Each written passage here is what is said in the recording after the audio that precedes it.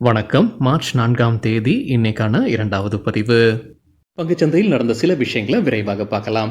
முக்கியமான தகவல், நான் செபி ரெஜிஸ்டர்ட் அட்வைசர் கிடையாது. நம்ம சேனல்ல இருந்து எப்போதுமே ஸ்டாக் ரெக்கமெண்டேஷன்ஸ் கிடையாது. யூடியூப் சேனல் மட்டும் இல்லைங்க, மற்ற சோஷியல் மீடியா பிளாட்ஃபார்மான இன்ஸ்டாகிராம், வாட்ஸ்அப், டெலிகிராம்ல இருந்து கூட நாம ஸ்டாக் ரெக்கமெண்டேஷன்ஸ் வழங்குவதில்லை. மேலும் பணத்தை வாங்கிட்டு எந்த சேவையும் வழங்குவது இல்லை. பல போலியான குரூப் இயங்கிட்டு இருக்கு. தயவு செய்து ஜாகிரதையாக இருங்க. இந்த வீடியோவில் காட்டக்கூடிய அனைத்து கம்பெனிகளும் வெறும் இன்ஃபர்மேஷனல் பர்பஸ்க்காக மட்டுமே முதலீடு செய்யுங்கன்னு சொல்கிற வீடியோ கிடையாது. எந்த ஒரு முதலீட்லையும் ரிஸ்க் இருக்கும். ரிஸ்க் புரியாமல் இன்வெஸ்ட் செய்யாதீங்க. ரிஸ்க் புரியலன்னா தயவு செய்து இன்வெஸ்ட்மெண்ட்டை தவிர்த்துருங்க. நம்ம ருபி டிரைவர் சேனலை ஆதரிக்கிற அனைத்து நல்ல உள்ளங்களுக்கும் நன்றி. உலக மார்க்கெட்ஸ் எப்படி இருந்ததுன்னு பார்க்கும்போது நேற்று யூஎஸ் மார்க்கெட்ஸ் பெரிய வீழ்ச்சியை பார்த்துருக்குங்க. S&P 500 1.8% விழுந்திருக்கு. நாஸ்டாக் 2.7% நேற்று விழுந்திருக்கு. பெரும்பாலான யூரோப்பியன் மார்க்கெட்ஸ் பார்க்கும்போது க்ரீனில் தான் க்ளோஸ் ஆகியிருந்தது. குறிப்பாக டிஃபென்ஸ் செக்டரை சார்ந்த ஸ்டாக்ஸ் வந்து நல்லா பர்ஃபார்ம் பண்ணியிருந்திருக்கிறாங்க யூரோப்பியன் மார்க்கெட்டில்.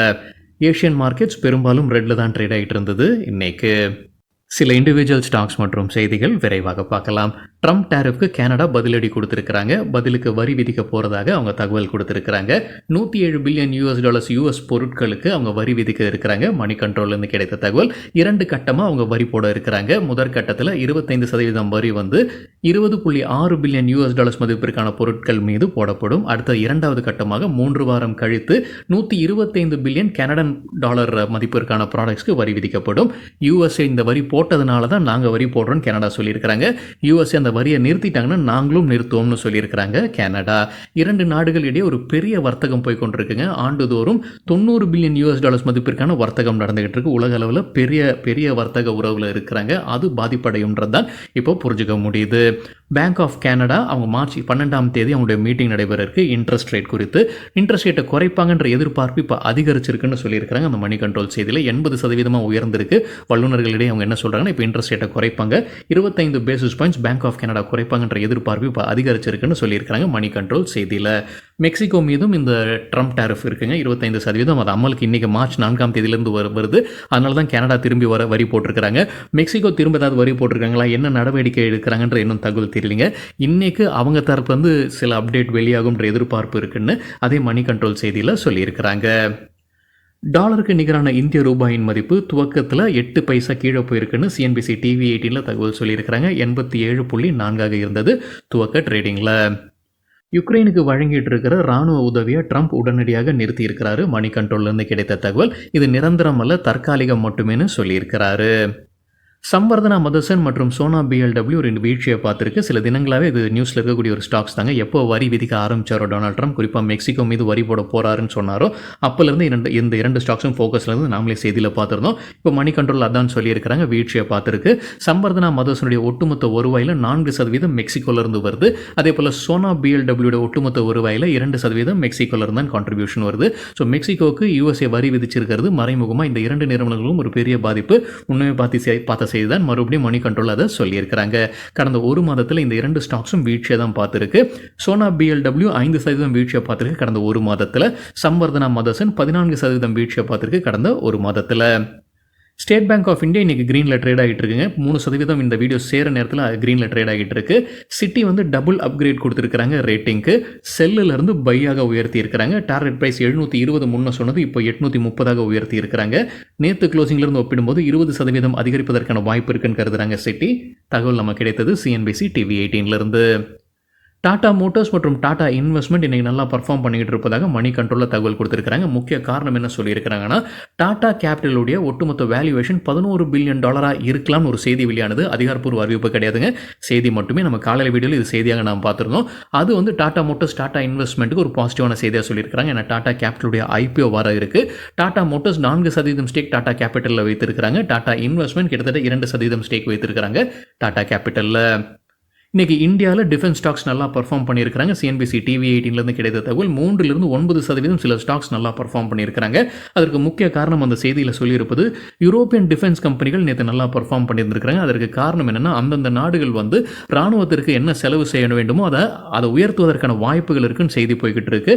அதனால வந்து யூரோப்பியன் டிஃபென்ஸ் ஸ்டாக்ஸும் நல்லா பர்ஃபார்ம் பண்ணியிருந்திருக்கிறாங்க. இன்னைக்கு வந்து இந்தியன் டிஃபென்ஸ் ஸ்டாக்ஸும் நல்லா பர்ஃபார்ம் பண்ணியிருப்பதாக CNBC TV 18 தகவல் கொடுத்திருக்கிறாங்க. ரிலையன்ஸ் இண்டஸ்ட்ரீஸ் தரப்புல அப்டேட் இருக்கு. Ministry of petroleum and natural gas கிட்ட இருந்து ஒரு டிமாண்ட் வந்திருக்கு. $2.81 பில்லியன் கட்ட சொல்லி டிமாண்ட் இது. ஓஎன்ஜிசி கேஸ் பிளாக் சம்பந்தமான வழக்குங்க. இது முன்னவே நம்ம ஒரு செய்தியாக பார்த்துருந்தோம். இந்த வழக்கில் அரசு ஜெயிச்சிருக்கிறாங்க, ரிலையன்ஸ் இண்டஸ்ட்ரீஸ் தோத்துருக்கிறாங்க. ஆனால் ஓஎன்ஜிசி ஷேர் ஹோல்டர்ஸ் கிட்ட இது சொல்லாமல் மறைச்சிட்டாங்கன்னு பத்திரிகையில் செய்தி வெளியானது. அதுக்கப்புறம் ஓஎன்ஜிசி விளக்கம் கொடுத்துருந்தாங்க.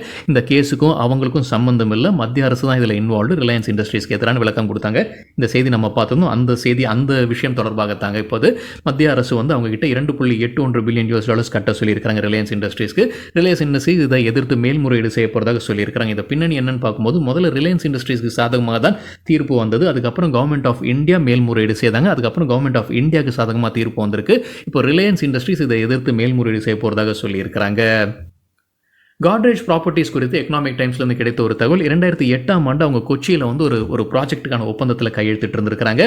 அதை இப்போ ரத்து செய்திருப்பதாக சொல்லியிருக்கிறாங்க எக்கனாமிக் டைம்ஸ் செய்தியில். வருண் பியூரேஜஸ் குறித்தான ஒரு செய்தி. இந்தியாவில் பெப்சி ஃப்ரான்ச்சைசி நடத்தக்கூடிய நிறுவனம் வருண் பியூரேஜஸ் சிஎல்எஸ்ஏ அப்கிரேட் பண்ணியிருக்கிறாங்க ரேட்டிங்கை.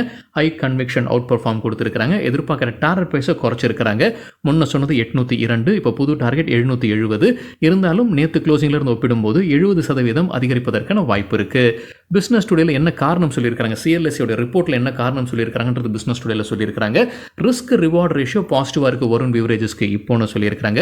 போட்டி அதிகமாக இருக்குது. அவங்க ரிலையன்ஸை தான் குறிப்பிட்டு நினைக்கிறாங்க. போட்டி இருக்கு வருண் பிவரேஜஸ்க்கு, இருந்தாலும் ரிஸ்க் ரிவார்ட் ரேஷியோ பெட்டரா இருக்கு, அட்ராக்டிவா இருக்குன்னு சொல்லியிருக்காங்க சிஎல்எஸ்ஏ. ஐடிசி குறித்து எக்கனாமிக் டைம்ஸ்லேருந்து கிடைத்த ஒரு தகவல். ஃபினான்ஷியல் நிறுவனமான வெல்ஸ் ஃபார்கோ ஐடிசியுடைய ஷேர்ஸை விற்பனை செய்திருக்கிறாங்க. 26.55 லட்சம் ஈக்விட்டி ஷேர்ஸை விற்பனை செய்து $106 கோடி ஃபண்ட் ரைசிங் நடத்தியிருக்கிறாங்க. இந்தியாவிலிருந்து வெளிநாட்டுக்கு போகக்கூடிய ஆட்களுடைய எண்ணிக்கை அதிகரிக்குது, அதாவது விசா ப்ராசஸிங் அதிகரிக்குதுன்னு எக்கனாமிக் டைம்ஸில் தகவல் சொல்லியிருக்கிறாங்க. 2024 எவ்வளோ விசா ப்ராசஸ் ஆயிருக்கு, அது போன ஆண்டுடன் ஒப்பிடும்போது 11% அதிகரிச்சிருக்கு. 2019ஆம் ஆண்டு பார்க்கும்போது, அதாவது கொரோனாக்கு முன்னாடி பார்க்கும்போதும் அதிகரிச்சிருக்கு, அதாவது 4% அதிகரிச்சிருக்கு. ஸோ கொரோனாக்கு முன்னாடி என்ன லெவல் இருந்தோ அதையும் கடந்திருக்கிறாங்க இப்போன்னு சொல்லியிருக்காங்க எக்கனாமிக் டைம்ஸில். அவங்களுக்கு பெரும்பாலும் எந்தெந்த நாடுகளுக்கு போகிறாங்கன்னா கனடா, யூஎஸ் மற்றும் யூகேக்கு தான் போக விருப்பம் தெரிவிச்சிட்டு இருக்கிறாங்க. சோலார் இண்டஸ்ட்ரீஸ் இந்தியா தரப்பு அப்டேட் இருக்கு. மினிஸ்ட்ரி ஆஃப் டிஃபென்ஸ் கிட்ட இருந்து $239 கோடி ஆர்டர் கிடைச்சிருக்கு. HDFC பேங்க் குறித்து மோதிலால் ஓஸ்வால் ஃபினான்ஷியல் சர்வீசஸ் என்ன சொல்லியிருக்காங்க, ரேட்டிங் பை ரேட்டிங் கொடுத்துருக்காங்க. எதிர்பார்க்குற டார்கெட் 1830, கொடுத்துருக்கிற கால அளவு அடுத்த 3-4 வாரங்கள். நேற்று க்ளோசிங்லேருந்து ஒப்பிடும்போது 8% அதிகரிப்பதற்கான வாய்ப்பு இருக்குது. கிறிஸ்டல் இன்டகிரேட்டட் சர்வீசஸ் தரப்பு அப்டேட் இருக்குது. அவங்களுக்கு புதிதாக கான்ட்ராக்ட்ஸ் கிடச்சிருக்கு. கேரளா, தமிழ்நாடு மற்றும் சண்டிகரில் இருக்கக்கூடிய இன்டர்நேஷனல் ஏர்போர்ட்ஸ் கிட்ட இருந்து அவங்களுக்கு கான்ட்ராக்ட் கிடைத்திருப்பதாக சொல்லியிருக்கிறாங்க. ஏஷியன் பெயிண்ட்ஸ் குறித்து CNBC TV 18 கிடைத்த ஒரு தகவல். JP Morgan என்ன பரிந்துரை கொடுத்துருக்காங்க, இதை அவாய்ட் பண்ணலாம் அப்படின்னு அவங்க பரிந்துரை கொடுத்துருக்காங்க. JP Morgan ஏஷியன் பெயிண்ட்ஸ்க்கு அண்டர் வெயிட் ரேட்டிங் கொடுத்துருக்காங்க. எதிர்பார்க்குற டார்கெட் 2300. சில புரோக்கிங் கம்பெனி ஸ்டாக் ரெக்கமெண்டேஷன்ஸ் கொடுத்துருக்காங்க. எக்கனாமிக் டைம்ஸ்லேருந்து கிடைத்த தகவல். பொனான்சா போர்ட்ஃபோலியோடைய பரிந்துரைகளில் BELக்கு buy rating target 277, stop loss 244. Abbott இந்தியாவுக்கு buy rating target 32,675, stop loss 30,650. LKP செக்யூரிட்டிஸுடைய பரிந்துரைகளில் ஹிண்டால்கோ இண்டஸ்ட்ரீஸ்க்கு buy rating target 665, stop loss 616. SRFக்கு buy rating target 2950, stop loss 2745. Bajaj ஃபினான்ஸ்க்கு buy rating target 9200, stop loss 8350. சரிங்க, இதுதான் சில விஷயங்கள் என்னுடைய பார்வைக்கு எட்டியது. நன்றி, வணக்கம்.